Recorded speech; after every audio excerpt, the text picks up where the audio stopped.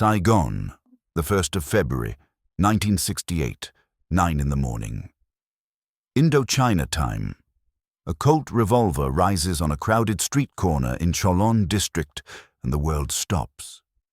Brigadier General Nguyễn Ngọc Loan, 37, chief of the South Vietnamese National Police, extends his right arm toward a bound prisoner in a plaid shirt, Nguyen Van Lem, a captured Viet Cong squad leader. One trigger pull, one camera flash. In 1/60th of a second, Associated Press photographer Eddie Adams, 34, captures a single frame that travels 8,000 miles in 13 hours and lands on 27 million American dinner tables by evening. The image shows two men, one in uniform, one in civilian clothes, both Vietnamese, both frozen. Americans see a summary execution without context, without the prisoner's name, without the war's logic. That frozen frame puts the entire war on trial. The myth says photographs document reality, freeze truth, and let viewers judge for themselves. Photojournalism in 1968 carries the authority of witness. What the camera sees, 27 million people believe. Eddie Adams's image from Saigon becomes one of the most widely reproduced photographs of the Vietnam War.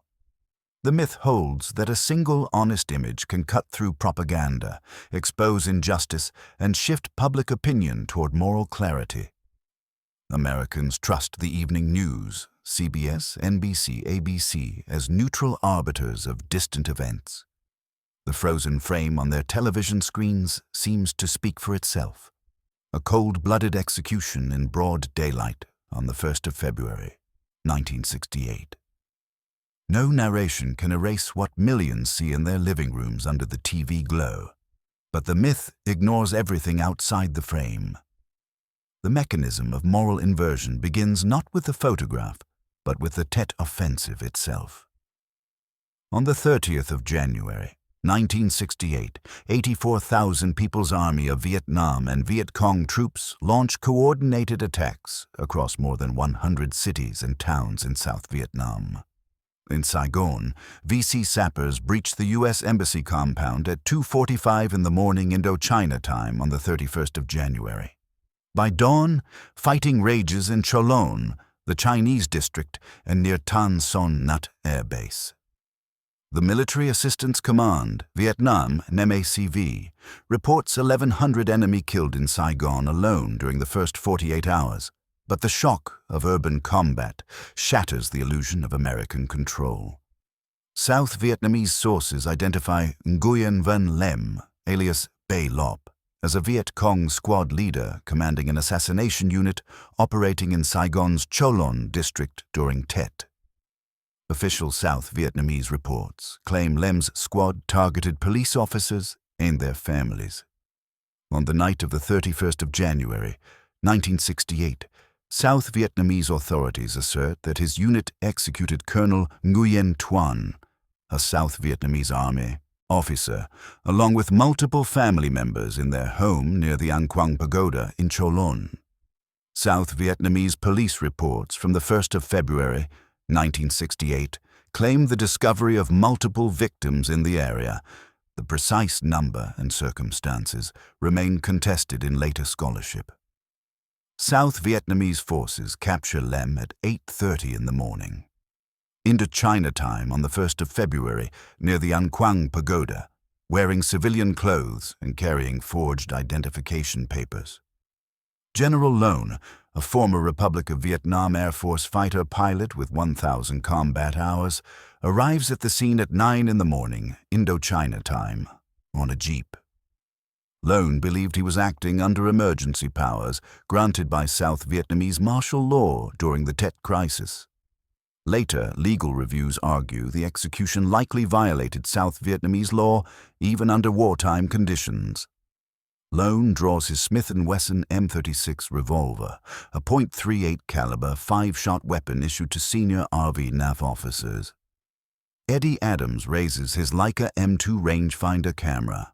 The shutter opens for 1/500th of a second at f5.6. The bullet enters Lem's right temple at a range of 1 meter. Lem collapses. Blood arcs onto the pavement. Adams lowers his camera and later tells colleagues he wishes he had never taken the shot. Within 6 hours, the image moves by wire from Saigon to AP's Tokyo bureau, then to New York. NBC airs footage of the execution on the evening news at 6:30 Eastern Standard Time, the 1st of February. CBS and ABC follow within 24 hours. No broadcast explains Lem's alleged identity, his reported crimes, or the contested legal context of summary execution under South Vietnamese martial law. The image becomes a symbol divorced from its circumstances. Americans see a man in a plaid shirt, hands bound, shot in the head by a uniformed officer. They do not see the chaos of Saigon, the VC urban offensive, or the fog of war. The mechanism of moral inversion operates through radical decontextualization. One frame erases the war's complexity. The first proof lies in the photograph's technical perfection and its strategic blindness. Eddie Adams uses a Leica M2, a 35mm rangefinder camera favored by photojournalists in 1968 for its reliability and speed. He shoots Kodak Tri-X 400 film, a black-and-white emulsion that renders high contrast in harsh tropical sunlight. The image's composition is flawless. Lone occupies the left third, arm extended. Lem fills the right, grimacing at the moment of impact. The background blurs into Saigon street traffic, Vietnamese soldiers and civilians, witnesses frozen in peripheral motion. Adams' exposure settings, 1/500th of a second at f5.6, ensure both figures remain sharp, while the environment fades into context-free haze. The photograph wins the 1969 Pulitzer Prize for spot news photography. The citation reads, "For a photograph of a Vietnamese general executing a Viet Cong prisoner in Saigon." No mention of Lem's alleged crimes, no reference to the Tet Offensive's reported assassination campaign, no acknowledgement of contested claims about South Vietnamese martial law. The Pulitzer Committee judges the image as art, not evidence. Eddie Adams himself later expresses regret in a 1998 Time magazine essay. "The general killed the Viet Cong. I killed the general with my camera." Still, photographs are the most powerful weapon in the world. People believe them, but photographs do lie, even without manipulation. They are only half-truths. Adams' confession reveals the mechanism's central flaw. The photograph tells truth without context, and 27 million Americans mistake partial truth for complete judgment. The image's technical excellence amplifies its moral distortion. A blurry, poorly composed photo might invite skepticism. Adams's sharp, decisive frame forecloses doubt. Viewers trust the clarity of the image as proof of clarity in the event. But the camera's 50mm lens compresses the scene, isolating two men from the surrounding chaos of urban warfare. 3 blocks away, according to South Vietnamese reports, police and their families lie dead. Victims, South Vietnamese authorities attributed to Lem's squad hours earlier. One camera flash, and those contested victims vanish from the narrative. The frozen frame becomes the only frame. NBC correspondent Howard Tuckner narrates the film footage on the 1st of February, 1968. In Saigon, a suspected Viet Cong officer is brought in by national police and summarily executed. Tuckner uses the word suspected, a hedge that erases certainty, even though South Vietnamese forces had identified Lim. But television news prioritizes speed over verification, and the word suspected plants doubt in American minds. The image's power grows not from what it shows, but from what it omits. General Loan's biography disappears. RV-9 pilot, 1,000 combat hours, Silver Star recipient, commander of police forces defending Saigon against thousands of VC infiltrators. Lem's alleged biography disappears. The South Vietnamese claims of squad leadership, assassination mission command, party cadre training. The photograph reduces both men to archetypes, oppressor and victim, executioner and martyr. By the 3rd of February 1968, anti-war groups in New York and San Francisco use Adams' image on protest posters. The caption reads, "This is what we are fighting for?" The question inverts the moral calculus. Americans no longer ask whether South Vietnam deserves defense, but whether defending it requires complicity in atrocity. The image's authority grows with each reproduction. Life magazine publishes it on the 9th of February, 1968, full page, with no explanatory text beyond "Street execution in Saigon." The New York Times runs it above the fold on the 2nd of February, 1968, beneath the headline, "Enemy's Tet Toll Rises." The juxtaposition suggests causality. The execution is a consequence of Tet, not a response to specific alleged war crimes. The frozen frame becomes one of the war's defining images, rivaling even the horror of napalm or the chaos of Hue. Not because it captures the war's essence, but because it captures Americans' disillusionment. The photograph does not document Saigon. It documents the collapse of American certainty. While Adams preserves one moment in perfect focus, the war's logic vanishes into the blur. The second proof lies in the photograph's journey from Saigon to American living rooms and the acceleration of moral judgment. At 9:15 in the morning, Indochina time on the 1st of February, 1968, Eddie Adams hands his film canister to an AP courier at the Continental Hotel in Saigon. The courier flies to Tokyo on a military transport, arriving at 6:30 in the evening, Indochina time the same day. AP's Tokyo bureau develops the film, selects the execution frame, and transmits it via wire photo to New York by 10 at night, Indochina time, 13 hours after the shutter closed. The image reaches American news desks at 10 in the morning, Eastern Standard Time, the 1st of February. By 6:30 in the evening, Eastern Standard Time, 27 million Americans watched the execution on NBC's Huntley-Brinkley Report, the most watched evening news program in 1968. CBS Evening News with Walter Cronkite airs the footage at 6:30 Eastern Standard Time. ABC follows minutes later. The speed of transmission eliminates reflection. In World War II, combat photographs took weeks to reach the public. Editors vetted images, contextualized scenes, and shaped narratives before publication. In Vietnam, satellite relay and jet transport collapsed the gap between event and audience to half a day.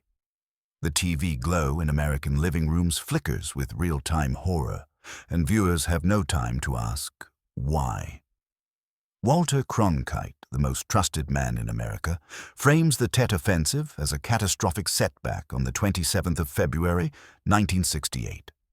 To say that we are mired in stalemate seems the only realistic, yet unsatisfactory, conclusion. Cronkite's editorial follows 3 weeks of relentless Tet coverage, and Adams' photograph becomes one of the defining images anchoring the narrative. If this is how South Vietnam defends itself, what are 500,000 Americans dying for? President Lyndon B. Johnson watches Cronkite's broadcast in the White House and reportedly tells his press secretary, George Christian, "If I've lost Cronkite, I've lost Middle America." The frozen frame becomes visual evidence of American doubt. Public support for the war shifts during the Tet period. The photograph circulates widely during these weeks of coverage, becoming one symbol within broader disillusionment. Anti-war activists project the photograph onto screens at teach-ins on college campuses by mid-February 1968. The Students for a Democratic Society prints thousands of copies on flyers distributed at rallies in Washington, D.C. and Berkeley, California. The image transcends political ideology. Moderates see moral ambiguity. Radicals see American imperialism. Conservatives see the futility of defending a corrupt ally. General William Westmoreland, commander of May CV, holds a press conference in Saigon on the 3rd of February, 1968. The enemy's well-laid plans went afoul. We are inflicting heavy casualties. The enemy's hopes are bankrupt. Westmoreland's optimism rings hollow against the backdrop of the execution photo. Americans see a disconnect. If the enemy is defeated, why is Saigon in chaos? If South Vietnam is winning, why does its police chief shoot prisoners in the street? The photograph creates cognitive dissonance that no briefing can resolve. The frozen frame overrides statistics, body counts, and strategic assessments. On the 31st of March, 1968, Johnson announces he will not seek re-election, citing the need for national unity. Tet coverage and images like this helped shift the political landscape.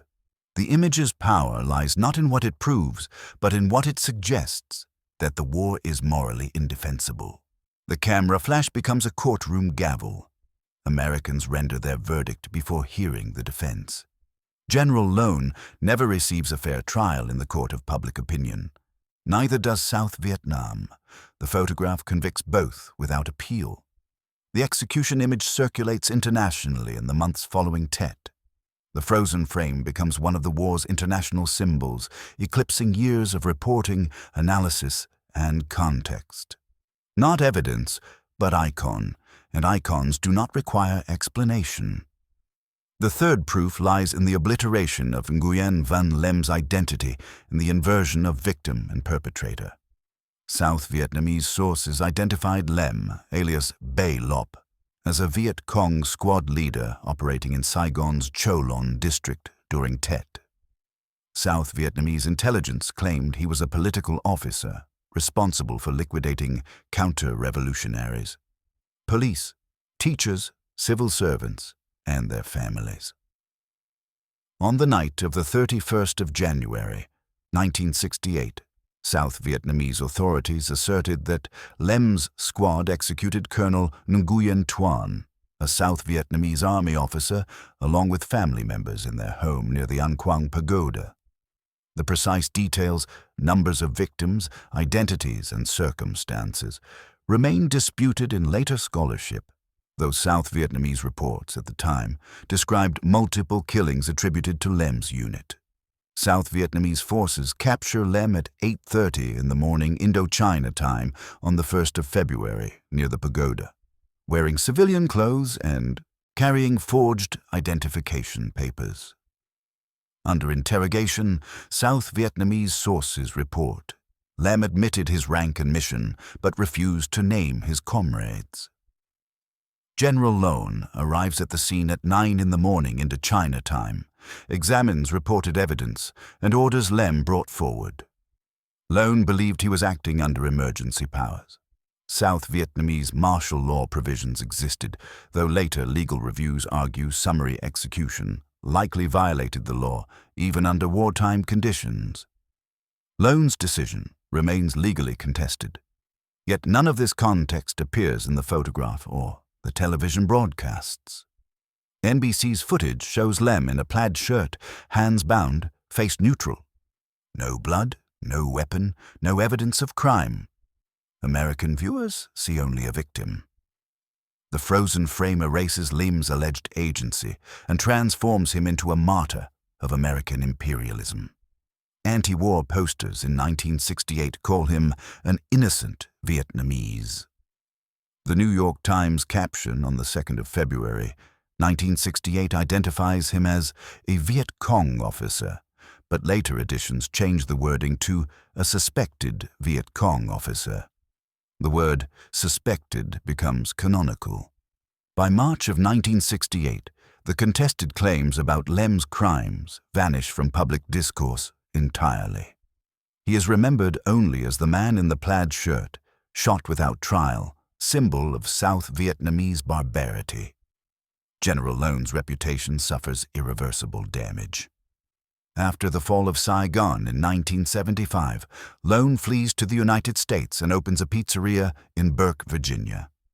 Protesters vandalize his restaurant in 1976. Graffiti reads, "We know who you are." Loan tells a Washington Post reporter in 1985, "I shot him because he killed my people, but people only see the picture, not the reason." Eddie Adams visits Loan in 1985 and apologizes for destroying his life. Adams writes to the family after Loan's death in 1998, "The guy was a hero. America should be crying. I just hate to see him go this way without people knowing." But the damage is irreversible. The photograph remains in history books, captioned "Street Execution in Saigon," with no mention of the contested victims or the legal debates. Lem's name rarely appears. When it does, he is described as a prisoner or captive, never with reference to the South Vietnamese accusations. The frozen frame inverts morality. The alleged perpetrator becomes the victim, and the defender becomes the villain. Americans judge Loan for one trigger pull, but never engage with the contested claims about Lem's actions. The photograph's power lies in its radical selectivity. It isolates the consequence from the alleged cause, the punishment from the claimed crime, the defender from the defended. Not justice, but amnesia. The camera flash blinds viewers to everything outside the frame. While the contested victims remain forgotten, Lem's image becomes immortal.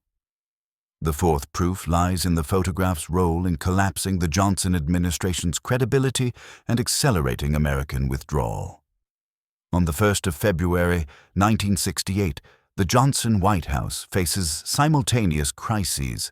The USS Pueblo, captured by North Korea on the 23rd of January. Tet Offensive, launched on the 30th of January. And now Saigon in flames on American television. The execution photograph lands in Washington at the worst possible moment. Johnson's advisors gather in the cabinet room at 10 in the morning, Eastern Standard Time, on the 1st of February to assess Tet damage. Secretary of Defense Robert McNamara presents MACV's casualty reports. 1,100 enemy killed in Saigon, hundreds more elsewhere. Impressive numbers that mean nothing to Americans watching the execution on loop. National Security Advisor Walt Rostow argues that Tet is a tactical defeat for the VC, citing intercepted PAVN radio traffic admitting failure to hold urban centers. Johnson cuts him off. "Walt, the American people don't care about tactics. They see chaos." The frozen frame defines chaos. Johnson's approval rating declines sharply during the Tet period. The execution photograph appears on the cover of Newsweek on the 12th of February, 1968, beneath the headline, "Vietnam, the Turning Point." Time magazine runs it on the 9th of February, 1968, with the caption, "The Face of War." Both magazines frame the image as evidence of American failure, not South Vietnamese resolve. The photograph becomes shorthand for the war's moral bankruptcy. On the 25th of February, 1968, Johnson meets with the Wise Men, a group of elder statesmen including Dean Acheson, McGeorge Bundy, and General Omar Bradley. Acheson tells Johnson bluntly, "We can no longer do the job we set out to do in the time we have left, and we must begin to take steps to disengage." The execution photograph features in the briefing materials shown to the Wise Men, illustrating concerns about South Vietnamese stability. Johnson later writes in his memoir, "The photograph from Saigon confirmed what I had feared, that the war had become unwinnable in the eyes of the American people." On the 31st of March, 1968, Johnson addresses the nation at 9 at night Eastern Standard Time. "I shall not seek, and I will not accept, the nomination of my party for another term as your president." The announcement stuns the nation. Johnson's withdrawal from the 1968 presidential race follows 6 weeks of relentless Tet coverage. Adams' photograph becomes a symbol within that broader narrative shift. The image helped make Tet comprehensible to Americans who understood neither Vietnamese geography nor counterinsurgency doctrine. The frozen frame translates complexity into simplicity. Good guys don't shoot prisoners.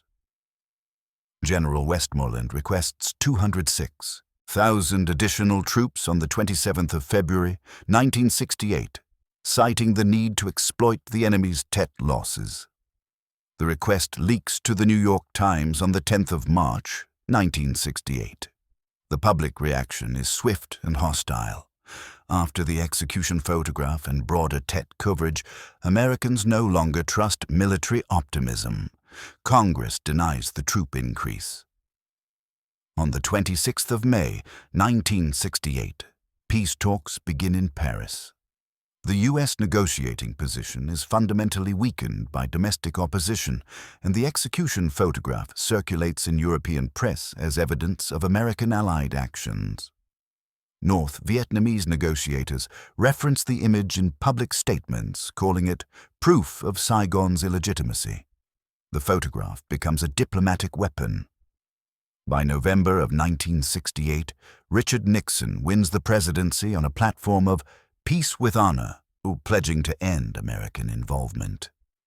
Nixon's campaign literature never mentions the execution, but his ads show urban chaos, burning cities, and protest, all downstream effects of Tet-era disillusionment. The frozen frame helps set the terms of American withdrawal. Not military defeat, but moral exhaustion.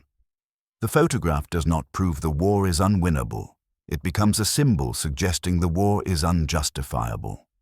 Americans abandon South Vietnam not because they believe the enemy is stronger, but because they believe the ally is unworthy. The camera flash exposes not South Vietnamese brutality, but American doubt.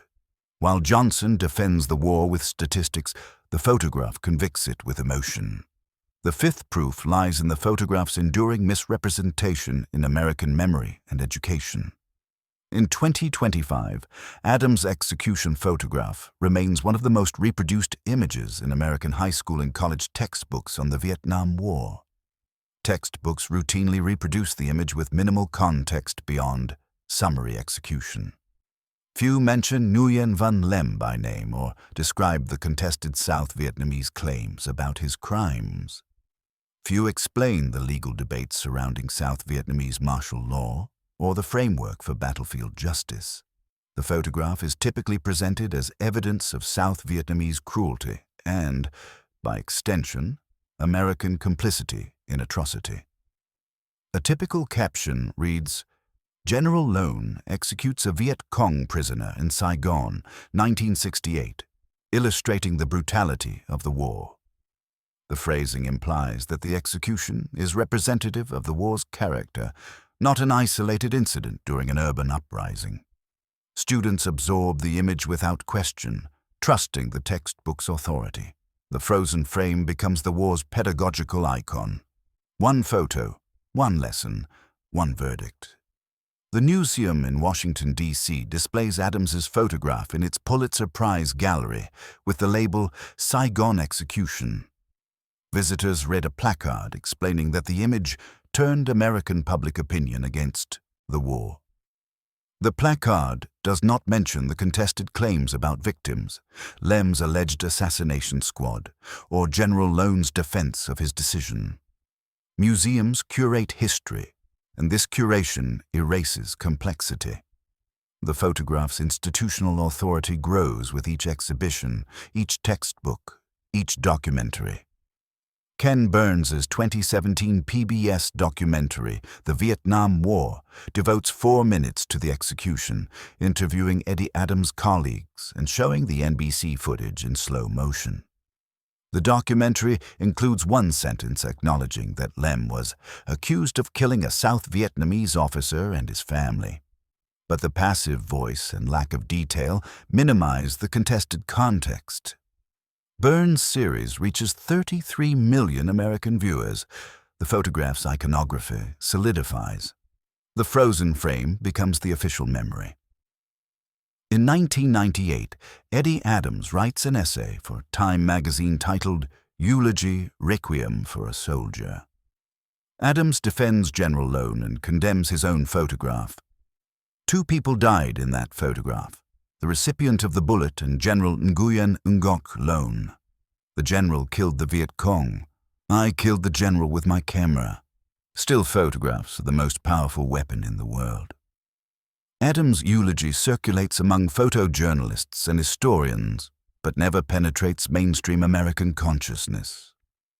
The photograph's cultural power overrides the photographer's confession.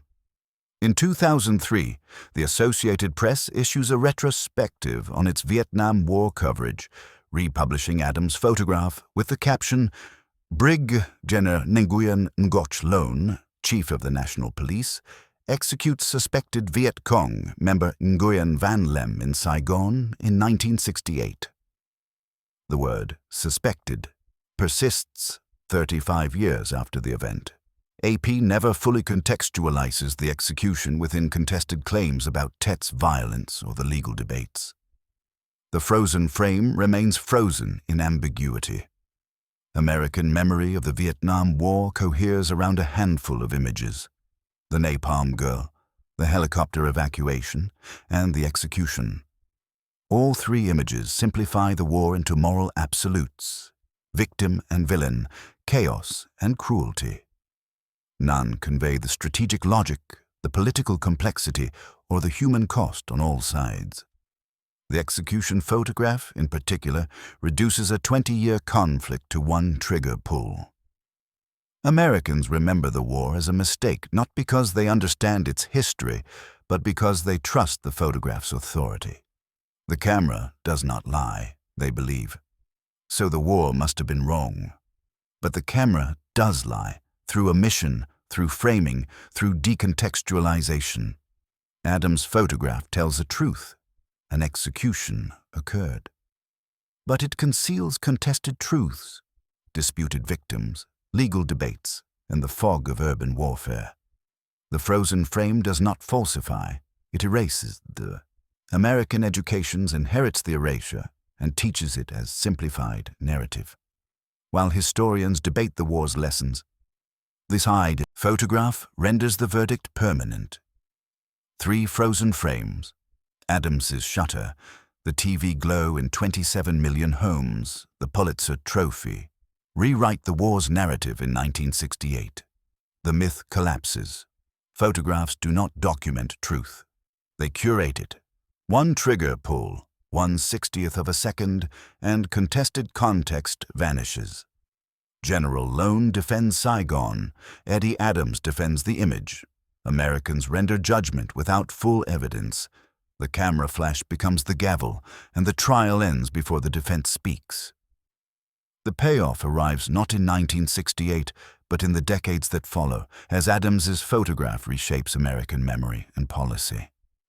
On the 14th of July, 1998, General Nguyen Ngọc Loan dies of cancer in Burke, Virginia, at age 67. His obituary in the New York Times leads with the execution. Nguyen Ngọc Loan, 67, the South Vietnamese general, whose summary execution of a Viet Cong prisoner in Saigon became one of the most searing images of the Vietnam War, died on Tuesday. The obituary mentions his RV-NAF service, his defense of Saigon during Tet 1968, and his later life running a pizzeria. It does not mention the contested claims about victims. Loan is remembered for one act, frozen in one frame, judged for all time. Eddie Adams attends the funeral and tells reporters, "I was getting money, being honored for something I felt bad about. Yes, I got the Pulitzer, but pictures like that can lie. I hated that picture." Adams' regret is sincere, but the photograph outlives both men. In 2001, the photograph appears in Sebastião Salgado's retrospective Exodus. In 100 Photographs, a coffee table book celebrating the 20th century's defining images. The caption reads, "General Nguyen Ngọc Loan, South Vietnam's National Police Chief, executes a Viet Cong prisoner, Saigon, 1968. No mention of Lem's name, contested crimes, or victims. The frozen frame becomes art, divorced from history. In 2003, the U.S. invades Iraq, and the execution photograph resurfaces in anti-war rhetoric. Protesters in Washington, D.C. carry posters juxtaposing Adams' image with photos of Abu Ghraib, arguing that American imperialism always partners with brutality. The photograph's symbolic power transcends Vietnam. It becomes shorthand for any war's moral compromise. The camera flash, 35 years old, still illuminates American doubt. In 2017, Ken Burns's PBS documentary, The Vietnam War, interviews surviving South Vietnamese refugees who remember Tet's terror. One woman, Nguyen Thi Mai, describes hiding in her Cholon apartment while VC death squads executed her neighbors. They killed the police chief next door, his wife, his 3 children. I heard the screams. Nobody talks about them, but everyone remembers the photograph. Mai's testimony airs for 90 seconds in a 10-hour series. The execution photograph appears for 4 minutes. The imbalance mirrors the original coverage. Victims erased, executioner condemned. In 2020, the Smithsonian National Museum of American History acquires Adams' original Leica M2 camera for its permanent collection. The museum labels the camera the instrument that changed American perception of the Vietnam War. The label credits the camera, not the event, as if the mechanism mattered more than the man or the moment.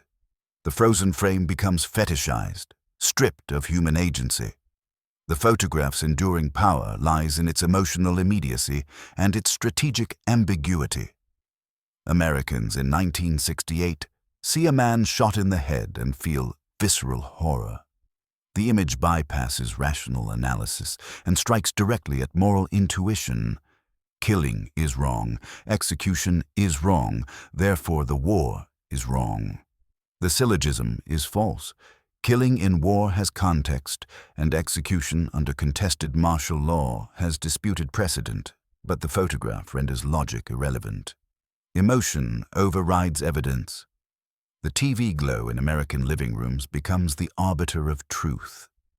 Viewers trust what they see more than what they read, and Adams' photograph is unforgettable. By contrast, the contested victims have no photograph, no iconic image, no emotional hook. Their deaths remain abstract, buried in military reports and Vietnamese language testimony. The photograph creates a moral asymmetry. Lem's death is visible. The disputed victims' deaths are not. Visibility becomes morality.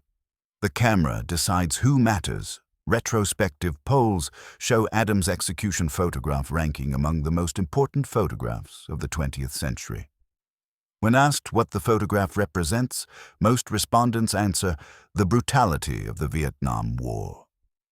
Few mention the contested claims about Lem's actions or the Tet assassination campaign. The frozen frame has solidified into national memory, resistant to correction. The photograph's legacy extends beyond Vietnam. Photojournalism schools teach Adams' image as a case study in ethical responsibility, asking students, does the photographer have a duty to provide context or only to document what happens? The question assumes documentation is neutral, but Adams' photograph proves otherwise. The frame is never neutral. It always chooses what to include and what to exclude. In the execution photograph, Adams chooses to include the trigger pull and exclude the contested surrounding violence. The choice reshapes history. In 2024, the AP retrospective Vietnam, 50 years later, republishes the photograph with a revised caption. Brig Gen Nguyen Ngoc Loan executes Nguyen Van Lem, a Viet Cong death squad leader in Saigon, 1968. The revision acknowledges South Vietnamese claims about Lem's role but arrives 56 years too late. The frozen frame has already rendered its verdict, shaped 2 generations of American memory, and defined the war's moral legacy. No caption can undo that. General Loan's family petitions the museum in 2010 to update the photograph's display with context about contested claims. The museum declines, citing historical objectivity. The irony is bitter. Objectivity demands context, but the museum preserves the photograph's decontextualized power. The frozen frame wins. In the end, the payoff is not redemption or correction, but permanence. Adams' photograph remains the Vietnam War's defining image because it captured not the war's reality, but America's doubt. The camera flash froze a moment, and that moment became the war. Not because it was the whole truth, but because it was seen.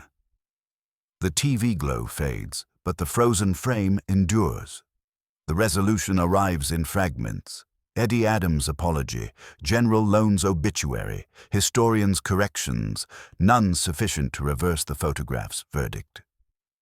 In 1985, Adams visits Loan at his Burke, Virginia, pizzeria and tells him, "I'm sorry." Loan replies, "It's not your fault, it's the war." The two men sit for an hour, and Adams later writes that Loan showed no bitterness, only resignation. Loan understood what Adams took decades to accept. The photograph's power lay beyond either man's control. The frozen frame became public property, and the public refused to relinquish its judgment. In 1998, Adams writes to Loan's widow, "I've spent my life regretting that photograph. It destroyed a good man. He was a hero, and history should remember him as such." History does not. In 2003, Time magazine includes the execution photograph in its list of 100 photos that changed the world. The entry praises Adams' decisive moment and the image's role as a symbol of Tet-era disillusionment. It does not mention Adams' regret or his defense of Loan. The frozen frame stands alone, unrepentant, iconic. In 2017, a group of South Vietnamese expatriates in Orange County, California, erects a memorial to victims of Tet's violence. The memorial lists names including Colonel Nguyen Tuan and family members. Fewer than 200 people attend the unveiling. No major American newspaper covers the event. The contested victims remain invisible, overshadowed by the photograph of their alleged killer's death. The camera flash still blinds the world to their existence. In 2025, Adams' photograph circulates on social media during debates over police violence, Gaza, and Ukraine, always as shorthand for state brutality, never with historical context. The frozen frame is endlessly portable, endlessly applicable, and endlessly reductive. It has become the universal symbol of moral failure in war. Historians still disagree on how much this photograph, versus the broader Tet shock and accumulated war fatigue, changed American opinion. The resolution, then, is not closure, but perpetuation. The photograph does not fade. It replicates. Each reproduction carries the same omission. Contested, context, disputed victims, unresolved legal debates. The TV glow in 1968 becomes the smartphone screen in 2025, but the verdict remains unchanged. General Loan executed a man he believed was a war criminal. Eddie Adams photographed the execution. 27 million Americans judged both men without full evidence. The frozen frame put the war on trial, convicted it, and closed the case. And the camera flash never stops. A single frame can put an entire war on trial. The camera does not lie, but it omits, and omission is the cruelest form of dishonesty. Americans saw one trigger pull and missed contested complexity. They trusted the photograph's clarity and ignored the war's fog. General Loan defended Saigon. The photograph destroyed him. Nguyen Van Lem's story remains disputed. History simplified it.